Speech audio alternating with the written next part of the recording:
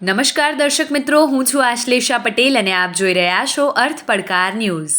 હિંમતનગરમાં 2 દિવસ પહેલા મોતીપુરા ચોકડી આગળ આર્મી જવાનને ગાડીની બ્લેક પટ્ટીને લગાડેલ હોય તેમાં ઘર્ષણ થયેલ. તેના કારણે ભૂતપૂર્વ આર્મીમેનો સોમવારે સવારે 10:30 થી 11 કલાકે આવ્યા હતા. તેમની સાથે જોડાયેલા નાગરિકો રેલી કાઢીને કલેક્ટર કચેરી કલેક્ટરશ્રીને આવેદન આપી એસીપી કચેરીએ રજૂઆત કરી હતી. આ રજૂઆત દરમિયાન લોકો એસીપી કચેરી આગળ ટોળું ભેગું થયેલ અને આ ટોળું સાંજે 4 થી 5ની વચ્ચે મોતીપુરા પહોંચી ગયું હતું અને સૂત્રોચ્ચાર કરી અને પોલીસના કેબિનને તોડફોડ કરી હતી.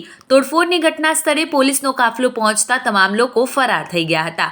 આવા જ અવનવા સમાચારો માટે જોતા રહો અર્થ પડકાર ન્યૂઝ. રિપોર્ટર સતીશ સોની, હિંમતનગર. જોતા રહો અર્થ પડકાર ન્યૂઝ અને અમારી ચેનલને લાઇક, શેર ને સબસ્ક્રાઇબ કરવાનું ભૂલશો નહીં.